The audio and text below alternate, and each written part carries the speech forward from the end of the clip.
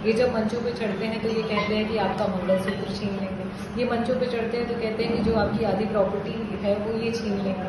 जब ये मंचों पे चढ़ते हैं तब ये रोना शुरू कर देते हैं। जब ये मंचों पे चढ़ते हैं तो शहजादों को याद करने लगते हैं। जब ये मंचों पे चढ़ते हैं तो फिर वहाँ से ये अनाप शनाप की बातें करने लगते हैं। इनके पास कोई काम नहीं है जो उन्होंने पिछले 10 वर्षों में जनता के लिए किया हो जिसे गिना सके, तो ये कोई भी बातें करने लगता है। तो सच में इस समय बीजेपी जो है बड़ी बेचारी सी महसूस हो रही है। और वो बेचारी जौनपुर में जिस तरीके से लोकसभा चुनाव का बिगुल बज चुका है, लगातार सभी पार्टियों ने अपनी ताकत झोंक दी थी। फिलहाल 7वें चरण की तैयारी जोरों पर चल रही है। हमारे साथ जौनपुर की जिस तरीके से मछलीशहर के जिस तरीके से विधायक राकेश सोनकर जी इनसे बात करेंगे, किस तरीके की तैयारी चल रही है और आज अखिलेश यादव ने जो संबोधन किया पूर्वांचल उसका मैसेज कैसे रहेगा? बोले भैया तैयारी मुझे लगता है कि बताने की जरूरत नहीं है। आज राष्ट्रीय अध्यक्ष श्री अखिलेश यादव जी की रैली थी और आपने स्वयं देखा कि जिस तरीके से जन सैलाब आया, लोगों का समर्थन मिल रहा है, युवाओं का, महिलाओं का और हर वर्ग, हर जात और हर धर्म का, तो परिवर्तन की एक लहर चल रही है। कितनी चुनौती देख रही हैं? मैं कोई चुनौती नहीं देख रही हूँ, मैं स्पष्ट रूप से विजय देख रही हूँ। कितनी पूर्वांचल में जिस तरीके समाजवादी पार्टी ने आप पर भरोसा जताया है, स्टार प्रचारकों की सूची में जिस तरीके से लगातार आप कई सीटों पर प्रचार कर रहे हैं, चाहे आजमगढ़ हो या प्रयागराज, को कैसे देख रहे हैं? आजमगढ़ का चुनाव तो हम बहुत ही कम मतों से पिछली बार रह गए थे और इस बार तो कोई फाइट ही नहीं है। धर्मेंद्र जी वहाँ से भारी मतों से जीत रहे हैं। और अगर हम ओवरऑल इंडिया की भी बात करें तो इंडिया गठबंधन को जितनी नंबर ऑफ सीट्स है पूर्ण बहुमत की सरकार बनाने के लिए चाहिए, उतनी सीट्स हम लेकर के आए हैं। जो बीजेपी का दावा था 400 पार, उसको कैसे देखते हैं?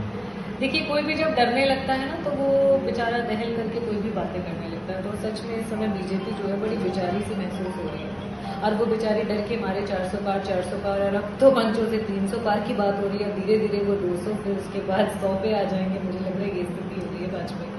इस तरीके से भाजपा के वरिष्ठ नेता, मुख्यमंत्री और प्रधानमंत्री ने अखिलेश यादव को टोटी को लेकर फिर एक बार वार किया, उसको कैसे देखते हैं? और गंगा जल से जिस तरीके से मंदिर को धोना, उसको कैसे देखते हैं? देखिए, 10 साल जब किसी की सरकार होती है तो वो अपने 10 साल के कामों को गिनाता है। उन्होंने धरातल पे क्या काम किया, जनता के विश्वास पे किस तरीके से खरे उतरे, उनकी बात करते हैं। ये जब मंचों पे चढ़ते हैं तो ये कहते हैं कि आपका मंगलसूत्र छीन लेंगे।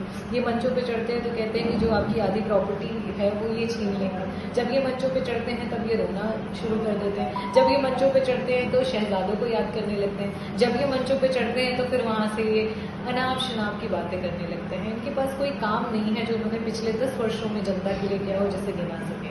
तो ये सारी बेफिजूल की बातें हैं जो वो कर रहे हैं। जौनपुर में जिस तरीके से अखिलेश यादव ने अपनी सरकार में मेडिकल कॉलेज की सौगात दिया, फिर डॉक्टर है, किस तरीके की घटनाएं जौनपुर में होती, कैसे इलाज संभव हो पा रहा है? देखिए, मैं धन्यवाद करना चाहूँगी पूर्व मुख्यमंत्री श्री अखिलेश यादव जी का कि उन्होंने इस सोच को धरातल पे उतारा कि जनपद जौनपुर को एक मेडिकल कॉलेज दिया।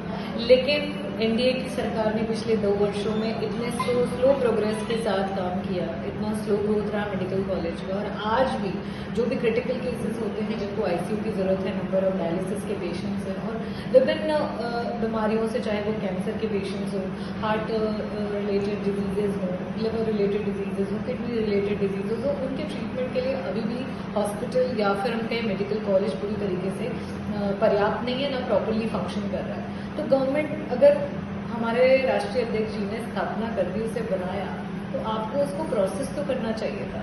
लेकिन आज भी लोग परेशान हैं, दूर दूर जाना पड़ता है, किसी को लखनऊ जाना पड़ता है, किसी को बीएचयू जाना पड़ता है। तो मुझे लगता है कि इंडिया गठबंधन की सरकार आएगी तो डेफिनेटली हेल्थ सेक्टर में हम बहुत अच्छा काम करेंगे और हमारे लोगों की मदद करेंगे। बीजेपी क्या रोजगार के मुद्दे को भूल गई क्या, जो इसमें भारत पाकिस्तान तमाम चीजें आ रही हैं? देखिए, अब वो तो मंचों पे चढ़ते हैं तो रोजगार की तो बात ही नहीं करते हैं। इंडिया गठबंधन ने वादा किया है कि अगर हमारी सरकार आती है तो हम 30 लाख नौकरियां देंगे, युवाओं को हम 1 साल में लखपति बनाएंगे, स्किल्ड लोगों को करेंगे ताकि बेहतर तरीके से उन लोगों को नौकरियों में फिट किया जा सके। ठीक है, तो आपने देखा किस तरीके समाजवादी पार्टी की सपा विधायक राकेश सोनकर ने कहा कि अगर इंडिया गठबंधन की सरकार बनती है तो कहीं न कहीं जो जिस तरीके से जो दावे बीजेपी के हैं उससे बेहतर काम करके दिया जाएगा। जौनपुर से राहुल यादव, आर गंगा न्यूज।